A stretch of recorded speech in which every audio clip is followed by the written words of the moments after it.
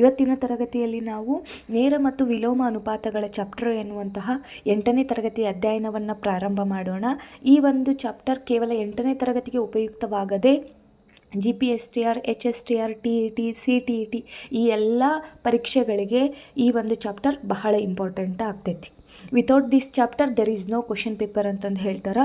ಅಷ್ಟು ಇಂಪಾರ್ಟೆಂಟ್ ಏನೈತಪ್ಪ ಅಂತಂದ್ರೆ ನೇರ ಮತ್ತು ವಿಲೋಮ ಅನುಪಾತಗಳ ಚಾಪ್ಟರ್ ಮೇಲೆ ಐತಿ.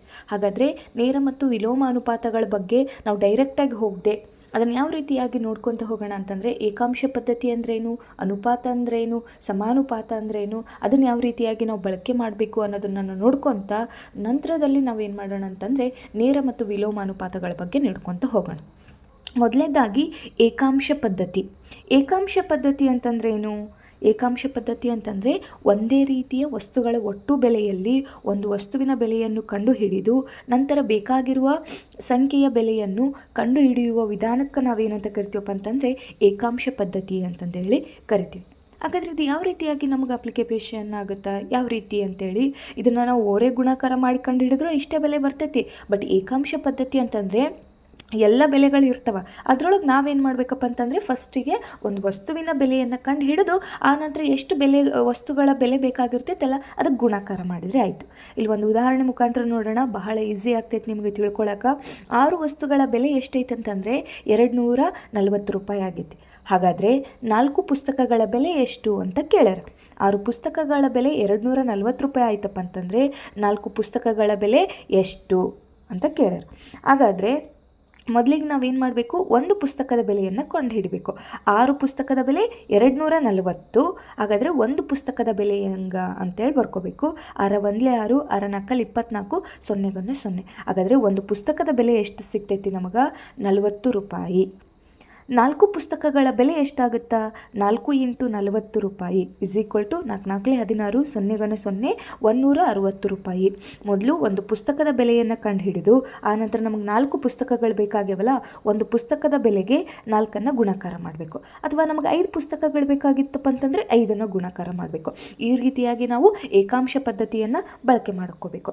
ಫಸ್ಟಿಗೆ ಒಂದು ವಸ್ತುವಿನ ಬೆಲೆಯನ್ನು ಕಂಡುಹಿಡಿದು ನಂತರ ನಮಗೆ ಎಷ್ಟು ವಸ್ತುಗಳು ಬೇಕಾಗಿರ್ತವಲ್ಲ ಅದಿಷ್ಟನ್ನು ನಾವೇನು ಮಾಡಬೇಕು, ಗುಣಾಕಾರ ಮಾಡಬೇಕು. ನಂತರ ನಾವು ಇನ್ನೊಂದು ನೋಡಿದ್ವಿ, ಉದಾಹರಣೆಯನ್ನು ನಾವು ನೋಡ್ಕೊತ ಹೋದ್ವಪ್ಪ ಅಂತಂದರೆ ಇಲ್ಲಿ ಕೊಟ್ಟಿದ್ದಾರೆ. Very easy chapter, very easy ಒಂದು ಉದಾಹರಣೆ ಐತಿ ಇದು ನೋಡ್ರಿ. 2 ಚಾಕ್ಲೇಟ್ಗಳ ಬೆಲೆ ಎಷ್ಟೈತಿ? 8 ರೂಪಾಯಿ ಐತಿ. ಆದರೆ 4 ಚಾಕ್ಲೇಟ್ಗಳ ಬೆಲೆ ಎಷ್ಟು ಅಂತ ಕೇಳ್ಯಾರ. 2 ಚಾಕ್ಲೇಟ್ಗಳ ಬೆಲೆ 8 ರೂಪಾಯಿ, 4 ಚಾಕ್ಲೇಟ್ನ ಬೆಲೆಯನ್ನು ಕಂಡು ಹಿಡೀರಿ ಅಂತ ಹೇಳ್ಯಾರ. ಫಸ್ಟಿಗೆ ನಾವು ಒಂದು ಚಾಕ್ಲೇಟ್ನ ಬೆಲೆಯನ್ನು ಕಂಡು ಹಿಡಬೇಕು. 2 ಚಾಕ್ಲೇಟ್ಗಳ ಬೆಲೆ 8 ರೂಪಾಯಿ ಆಯ್ತಪ್ಪ ಅಂತಂದರೆ ಒಂದು ಚಾಕ್ಲೇಟ್ನ ಬೆಲೆ ಎಷ್ಟು, ಈ ಥರ ಬರ್ಕೋಬೇಕು ಅದನ್ನು. ಹಾಗಾದರೆ 2 1 2, 2 4 8, ಅದಕ್ಕೋಸ್ಕರ ಒಂದು ಚಾಕ್ಲೇಟ್ನ ಬೆಲೆ ಎಷ್ಟಪ್ಪ ಅಂತಂದರೆ 8 ರೂಪಾಯಿ.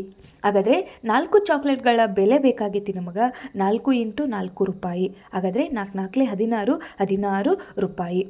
ಹಾಗಾದರೆ 4 ಚಾಕ್ಲೇಟ್ಗಳ ಬೆಲೆ ಎಷ್ಟು ನಮಗೆ? 16 ರೂಪಾಯಿ ಬರ್ತೈತಿ. ಇದು ಏನಪ್ಪ ಅಂತಂದರೆ ಏಕಾಂಶ ವಿಧಾನ ಅಥವಾ ಏಕಾಂಶ ಪದ್ಧತಿ. ಮೊದಲಿಗೆ ಕೊಟ್ಟಿರುವಂಥ ಮಾಹಿತಿಯನ್ನು ಬರ್ಕೊಂಡು ಆಮೇಲೆ ಒಂದು ವಸ್ತುವಿನ ಬೆಲೆಯನ್ನು ಕಂಡುಹಿಡಿದು ಆಮೇಲೆ ನಮಗೆ ಎಷ್ಟು ವಸ್ತುಗಳು ಬೇಕಾಗಿರ್ತಾವಲ್ಲ ಅದನ್ನು ಗುಣಾಕಾರ ಮಾಡಿದರೆ ನಮಗೆ ಸಿಗ್ತೈತಿ. ಇನ್ನು ಅನುಪಾತ ಅಂದ್ರೇನು? ಅನುಪಾತ ಅಂತಂದರೆ ಒಂದೇ ರೀತಿಯ 2 ವಸ್ತುಗಳಿರ್ತವೆ. ಅನುಪಾತ ಅಂತಂದರೆ ಒಂದೇ ರೀತಿಯ 2 ವಸ್ತುಗಳು ಅಥವಾ 2 ಪರಿಮಾಣಗಳಂತಂದರೆ ಕ್ವಾಂಟಿಟೀಸ್. ಯಾವ ರೀತಿ ಹೇಳ್ಬೋದು? 1 kg ಸಕ್ಕರೆ ಆಗಿರ್ಬೋದು, 1 kg, 1 ಅನ್ನೋದೇನು ಇರ್ತೈತಲ್ಲ ಅದಕ್ಕೆ ನಾವೇನಂತ ಕರಿತೀವಿ? ಕ್ವಾಂಟಿಟೀಸ್, ಪರಿಮಾಣ ಅಂತಂದು ಹೇಳಿ ಕರಿತೀವಿ. ಆಮೇಲೆ 2 kg ಬೆಲ್ಲ ಆಗಿರ್ಬೋದು, 2 kg, 2 ಅನ್ನೋದೇನು ಇರ್ತೈತಲ್ಲ ಅದು ಪರಿಮಾಣ. ಈ ಥರ ಒಂದೇ ರೀತಿಯ 2 ಪರಿಮಾಣಗಳ ಭಾಗಾಕಾರದ ಹೋಲಿಕೆ, ಭಾಗಾಕಾರ ಮಾಡಿ ಏನು ನಾವು ಹೋಲಿಕೆ ಮಾಡ್ತೀವಲ್ಲ ಅದಕ್ಕೆ ನಾವೇನಂತ ಕರಿತೀವಿ? ಅನುಪಾತ ಅಂತಂದೇಳಿ ಕರಿತೀವಿ. ಉದಾಹರಣೆಗೆ ಒಂದೇ ರೀತಿಯ 2 ಪರಿಮಾಣಗಳು ಯಾವಾಗಿರ್ಲಿಪ್ಪ ಅಂತಂದ್ರೆ ಎ ಮತ್ತು ಬಿಗಳು ಏನಾಗಿರಲಿ, ಒಂದೇ ರೀತಿಯ 2 ಪರಿಮಾಣಗಳಾಗಿರಲಿ. ಆಮೇಲೆ ಇವು ಏನಾಗಿರ್ಬೇಕಪ್ಪ ಅಂದರೆ ಒಂದೇ ಮಾನದಲ್ಲಿರಬೇಕು, ಒಂದೇ ಏಕಮಾನ. ಇವಾಗ ಎ ಅನ್ನೋದು ಸೆಂಟಿಮೀಟರ್ನಾಗಿತ್ತಪ್ಪ ಅಂತಂದರೆ ಬಿ ಸಹ ಸೆಂಟಿಮೀಟರ್ನಾಗೆ ಇರಬೇಕು. ಅಥವಾ ಎ ಅನ್ನೋದು kg ಒಳಗಿತ್ತಪ್ಪ ಅಂತಂದರೆ ಬಿ ಸಹ ಏನಾಗಿರಬೇಕು? kg ಒಳಗೇ ಇರಬೇಕು. ಹಂಗಂದರೆ ಒಂದೇ ಮಾನವನ್ನು ಹೊಂದಿರಬೇಕು. ಅಂಥದಕ್ಕೆ ಅಂಥದನ್ನು ನಾವು ತೊಗೋಬೇಕು. ಇಲ್ಲ ಅವು ಮಾನಗಳು ಬೇರೆ ಬೇರೆ ಇತ್ತಪ್ಪ ಅಂತಂದರೆ ಮಾನಗಳನ್ನು ಒಂದೇ ಮಾಡಿಕೊಂಡು ನಾವು ಅನುಪಾತವನ್ನು ಮಾಡಬೇಕು.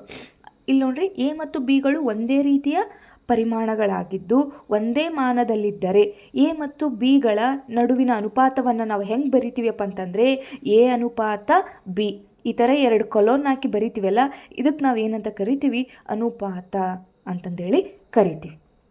ಹಾಗಾದರೆ ನೆಕ್ಸ್ಟ್ ನಾವು ಮುಂದೆ ನೋಡಿದ್ವಿಯಪ್ಪ ಅಂತಂದರೆ ಇಲ್ಲಿ ನೋಡ್ರಿ, ಮೊದಲೇದ್ದು ಏಕ ನಾವು ಏನಂತ ಕರಿತೀವಿ, ಇದಕ್ಕೆ ಪೂರ್ವ ಪದ ಅಂತಂದೇಳಿ ಕರಿತೀವಿ, ಬಿಕ್ಕೆ ನಾವು ಉತ್ತರ ಪದ ಅಂತಂದೇಳಿ ಕರಿತೀವಿ. ಇದನ್ನು ನಾವು ಹೆಂಗೆ ಭಿನ್ನರಾಶಿ ಅಥವಾ ಭಾಗಾಕಾರದಲ್ಲಿ ಬರೆಯೋದಾಯ್ತಪ್ಪ ಅಂತಂದರೆ A/B. ಪೂರ್ವ ಪದನ ಅಂಶವಾಗಿ ಬರಿಬೇಕು, ಉತ್ತರ ಪದವನ್ನು ಛೇದವಾಗಿ ನಾವು ಬರಿಬೇಕಾಗುತ್ತಾ. ಇದು ಏನಪ್ಪ ಅಂತಂದರೆ ಭಿನ್ನರಾಶಿದ್ದಾಯಿತು. ಇನ್ನು ನಾವು ಒಂದು ಉದಾಹರಣೆ ಮುಖಾಂತರ ನಾವೇನು ಮಾಡೋಣ, ಭಿನ್ನರಾಶಿಯನ್ನು ಇನ್ನೊಂದು ಸ್ವಲ್ಪ ಅನುಪಾತಗಳ ಬಗ್ಗೆ ತಿಳ್ಕೊತ ಹೋಗೋಣ. ಯಾವ ರೀತಿ ಇದು ಅನುಪಾತವನ್ನು ನಾವು ಬರೆಯೋದು ಅಂತಂದರೆ, ಒಂದು ಗುಂಪು ಐತಿ, ಅದರೊಳಗೆ ಎಷ್ಟು ಜನ ಬಾಲಕರದರಪ್ಪ ಅಂತಂತಂದರೆ 8 ಜನ ಬಾಲಕರದರ, 12 ಜನ ಏನದರ ಬಾಲಕಿಯರದರ. ಇವುಗಳ ಅನುಪಾತವನ್ನು ಬರೀರಿ ಅಂತಂದು ಕೇಳ್ಯಾರ. ಅವ್ರು ಫಸ್ಟಿಗೆ ಬಾಲಕರ ಅನುಪಾತ ಕೇಳ್ಯಾರ, ಆಮೇಲೆ ಬಾಲಕಿಯರ ಅನುಪಾತ ಅಂತ ಕೇಳ್ಯಾರ. ಅದಕ್ಕೆ ನಾವು ಬಾಲಕರ ಅನುಪಾತ ಬಾಲಕಿಯರು ಅಂತೇಳಿ ಬರ್ಕೋಬೇಕು. ಬಾಲಕರು ಎಷ್ಟು ಜನ ಅದಾರ, 8 ಜನ, ಬಾಲಕಿಯರು 12 ಜನ ಅದಾರ. ಇದನ್ನು ನಾವು ಭಿನ್ನರಾಶಿಯಲ್ಲಿ ಅಥವಾ ಭಾಗಾಕಾರದಲ್ಲಿ ಬರೆದ್ರಪ್ಪ ಅಂತಂದರೆ 8/12. ಹೌದಾ? ಇದನ್ನು ಕಡಿತ ಹೊಡೆದಪ್ಪ ಅಂತಂದರೆ 4 8 4 3 12 ಬರುತ್ತೆ. ಹಾಗಾದರೆ ಇದನ್ನು ನಾವು ಇನ್ನೊಂದು ಸ್ವಲ್ಪ ನೋಡಿದ್ವಿಯಪ್ಪ ಅಂತಂದರೆ ಯಾವ ರೀತಿ ಆಗುತ್ತೆ ನೋಡ್ರಿ, ಇಲ್ಲೇ 2/3. ಇದನ್ನು ಅನುಪಾತದಲ್ಲಿ ಬರೆದ್ವಿಯಪ್ಪ ಅಂತಂದರೆ ಎಷ್ಟು ಬರ್ತೈತಿ ನಮಗೆ, 2:3. ಓದುವಂಥ ಕ್ರಮ 2:3. ಇಂಗ್ಲೀಷ್ನಾಗ ಓದೋದಾಯ್ತಪ್ಪ ಅಂತಂದರೆ 2:3 ಅಂತೇಳಿ ನಾವು ಓದಬೇಕಾಗತ್ತೆ. ಈ ರೀತಿಯಾಗಿ ನಾವು ಏನು ಮಾಡಬೇಕಾಗತ್ತಾ, ಅನುಪಾತವನ್ನು ಲೆಕ್ಕ ಹಾಕಬೇಕಾಗತ್ತೆ. ಉದಾಹರಣೆಗೆ ಇನ್ನೊಂದು ಹೇಳೋದಾಯ್ತಪ್ಪ ಅಂತಂದರೆ ಸಕ್ಕರೆ ಅನುಪಾತ 2 kg ಸಕ್ಕರೆಯ ಅನುಪಾತ, ಆಮೇಲೆ 3 kg ಬೆಲ್ಲದ ಅನುಪಾತವನ್ನು ಬರೆಯಿರಿ ಅಂತಂದು ಕೇಳಿರ್ತಾರೆ. ಆವಾಗ ಫಸ್ಟ್ ಅವ್ರು ಸಕ್ಕರೆಯ ಅನುಪಾತ ಕೇಳ್ಯಾರ, ಆನಂತರ ಬೆಲ್ಲದ ಅನುಪಾತ ಕೇಳ್ಯಾರ. ಹಾಗಾದರೆ ಸಕ್ಕರೆ 2 kg ಐತಿ, ಬೆಲ್ಲ 3 kg ಐತಿ, ಹಾಗಾದರೆ 2:3. ಈ ಥರ ನಾವು ಬರ್ಕೊತ ಹೋಗಬೇಕು. ಅನುಪಾತವನ್ನು ನೋಡಿದ್ದಾಯಿತು, ಅನುಪಾತವನ್ನು ಯಾವ ರೀತಿಯಾಗಿ ಬರ್ಕೋಬೇಕನ್ನೋದಾಯಿತು, ಆಮೇಲೆ ಅನುಪಾತವನ್ನು ಯಾವ ರೀತಿಯಾಗಿ ಗುರುತಿಸ್ತಾರ ಅನ್ನೋದನ್ನು ನಮಗೆ ಗೊತ್ತಾಯ್ತು. ಇನ್ನು ನಾವೇನು ಮಾಡೋಣ ಅಂತಂದರೆ ಸಮಾನುಪಾತದ ಬಗ್ಗೆ ತಿಳ್ಕೊತ ಹೋಗೋಣ. ಸಮಾನುಪಾತ ಅಂತಂದ್ರೆ ಏನು, ಅದನ್ನು ನಾವು ಎಲ್ಲಿ ಬಳಕೆ ಮಾಡ್ಕೊತೀವಿ, ಯಾವ ರೀತಿ ಅಂತೇಳಿ. ಸಮಾನುಪಾತ ಅಂತಂದರೆ 2 ಅನುಪಾತಗಳು ಏನಾಗಿರ್ತವಲ್ಲ ಅವು ಪರಸ್ಪರ ಸಮನಾಗಿರಬೇಕು. ಅದಕ್ಕೆ ನಾವೇನಂತ ಕರಿತೀವಿ, ಸಮಾನುಪಾತ ಅಂತಂದೇಳಿ ಕರಿತೀವಿ. ಅದನ್ನು ಯಾವ ರೀತಿಯಾಗಿ ಬರಿಬೋದಪ್ಪ ಅಂತಂದರೆ A/B ಸಮಾನುಪಾತ, ಈ ಥರ ಏನೈತಲ್ಲ ಇಲ್ಲೇ ಇದಕ್ಕೆ ಸಮಾನುಪಾತ ಚಿಹ್ನೆ ಅಂತಂದೇಳಿ ಕರಿತಾರೆ. ನಾವು = ಹಾಕಿನೂ ನಾವು ಸಮಾನುಪಾತ ಬರಿಬೋದು, ಈ ಥರ ಇಟ್ಟು ಸಮಾನುಪಾತನೂ ನಾವು ಬರಿಬೋದು. ನಂತರ C/D, ಇದು ಒಂದು ಅನುಪಾತ, ಇದು ಒಂದು ಅನುಪಾತ. 2 ಅನುಪಾತಗಳು ಏನಾಗಿರಬೇಕು, ಪರಸ್ಪರ ಸಮನಾಗಿರಬೇಕು. ಅಂಥದಕ್ಕೆ ನಾವೇನಂತ ಕರಿತೀವಿ, ಸಮಾನುಪಾತ ಅಂತಂದೇಳಿ ಕರಿತೀವಿ. ಮೊದಲೇ ಪದ A ಅಂತೇಳಿ ಐತಲ್ಲ, ಇದಕ್ಕೆ ಆದಿಪದ ಅಂತಂದೇಳಿ ಕರಿತಾರೆ. D ಐತಲ್ಲ, ಇದಕ್ಕೆ ಅಂತ್ಯಪದ ಅಂತಂದೇಳಿ ಕರಿತಾರೆ. ಮಧ್ಯದಲ್ಲಿ ಏನು B ಮತ್ತು C ಅದಾವಲ್ಲ, ಇವಕ್ಕೆ ನಾವೇನಂತ ಕರಿತೀವಪ್ಪ ಅಂತಂದ್ರೆ ಮಧ್ಯದ ಪದಗಳು ಅಂತಂದೇಳಿ ಕರಿತೀವಿ. ಆದಿಪದ, ಅಂತ್ಯಪದ, ಮಧ್ಯದ ಪದಗಳು, ಈ ಥರ ನಾವು ಮಾಡ್ತೀವಿ. ಹಾಗಾದರೆ ಇದನ್ನು ಭಿನ್ನರಾಶಿಯಲ್ಲಿ ಯಾವ ರೀತಿಯಾಗಿ ಬರೆಯೋದು ಅಂತಂದ್ರೆ ನಾವು ನೋಡೋದಾಯ್ತಪ್ಪ ಅಂತಂದರೆ A/B = C/D. ಸಮಾನುಪಾತವನ್ನು ಬರೆಯೋದು. ಯಾಕಂತಂದರೆ ಇವೆರಡು ಅನುಪಾತಗಳು ಏನಾಗ್ಯವ, ಸಮ ಅದಾವ, ಅದಕ್ಕೋಸ್ಕರ ಸಮ ಚಿಹ್ನೆ ಬರಿಬೇಕು. ಇಲ್ಲ ನಮಗೆ ಬೇಕಾಗಿಲ್ಲ, ಸಮ ಚಿಹ್ನೆ ಬೇಕಾಗಿಲ್ಲ, ಇನ್ನೇನು ಬರಿಬೋದು ನಾವು, ಯಾವ ರೀತಿಯಾಗಿ ನಾವು ಬರಿಬೋದು ಅಂತ ನೋಡೋದಾಯ್ತಪ್ಪ ಅಂತಂದರೆ ಈ ಥರನೂ ಬರಿಬೋದು. A/B ಸಮಾನುಪಾತ C/D, ಈ ಥರನೂ ನಾವೇನು ಮಾಡ್ಬೋದು, ಸಮಾನುಪಾತವನ್ನು ರಿಪ್ರೆಸೆಂಟೇಷನ್ ಮಾಡ್ಬೋದು. ಹಾಗಾದರೆ ಸಮಾನುಪಾತದ ನಿಯಮ ಐತಿ, ಅದು ಏನು ಹೇಳುತ್ತಾ ಅಂತ ನಾವು ನೋಡೋದಾಯ್ತಪ್ಪ ಅಂತಂದರೆ ಯಾವುದೇ ಸಮಾನುಪಾತದ ಆದಿ ಮತ್ತು ಅಂತ್ಯಪದಗಳ ಗುಣಲಬ್ಧವು ಅವುಗಳ ಮಧ್ಯಪದಗಳ ಗುಣಲಬ್ಧಕ್ಕೆ ಏನಾಗಿರ್ತೈತಿ, ಸಮನಾಗಿರ್ತೈತಿ. ಇಲ್ಲಿ ನೋಡ್ರಿ, ಇಲ್ಲಿ ಆದಿಪದ ಐತಿ, ಇಲ್ಲಿ ಅಂತ್ಯಪದ ಐತಿ, ಇವುಗಳ ಗುಣಲಬ್ಧ ಮಧ್ಯಪದಗಳ ಗುಣಲಬ್ಧಕ್ಕೆ ಏನಾಗಿರ್ತೈತಿ, ಸಮನಾಗಿರ್ತೈತಿ. A/D = B/C ಅಂತ ನಾವು ಹೇಳ್ಬೋದು. ಇದು ಏನಪ್ಪ ಅಂತಂದರೆ ಸಮಾನುಪಾತದ ನಿಯಮ. ಆದಿ ಮತ್ತು ಅಂತ್ಯಪದಗಳ ಗುಣಲಬ್ಧ ಮಧ್ಯದ ಪದಗಳ ಗುಣಲಬ್ಧಕ್ಕೆ ಏನಾಗಿರ್ತೈತಿ, ಸಮನಾಗಿರ್ತೈತಿ. ಒಂದು ಉದಾಹರಣೆಯನ್ನು ನೋಡೋಣ, ಅವಾಗ ಕ್ಲಿಯರ್ ಕಟ್ಟಾಗಿ ನಮಗೆ ಅರ್ಥ ಆಗ್ತೈತಿ. ಇಲ್ಲಿ ನೋಡ್ರಿ, 1, 2, 5 ಮತ್ತು 10 ಈ ಸಂಖ್ಯೆಗಳು ಸಮಾನುಪಾತದಲ್ಲಿವೆಯೇ, ಪರೀಕ್ಷಿಸಿ ಅಂತಂದು ಕೇಳಿರ್ತಾರೆ. ಅವಾಗ ನಾವೇನು ಬರ್ಕೋಬೇಕು, ನಮಗೆ ಸಮಾನುಪಾತದ ರೂಲ್ಸ್ ಗೊತ್ತೈತಿ, ನಿಯಮ ಗೊತ್ತೈತಿ. ಆದಿಪದ ಮತ್ತು ಅಂತ್ಯಪದಗಳ ಗುಣಲಬ್ಧ ಸಮನಾಗಿರುತ್ತದೆ. ಯಾವುದಕ್ಕೆ ಸಮನಾಗಿರುತ್ತದೆ? ಮಧ್ಯಪದಗಳ ಗುಣಲಬ್ಧಕ್ಕೆ ಸಮನಾಗಿರುತ್ತದೆ. ಇದನ್ನು ನೀಟಾಗಿ ನಾವು ಬರ್ಕೊಳ್ಳೋಣ. 1:2 ಸಮಾನುಪಾತ 5:10.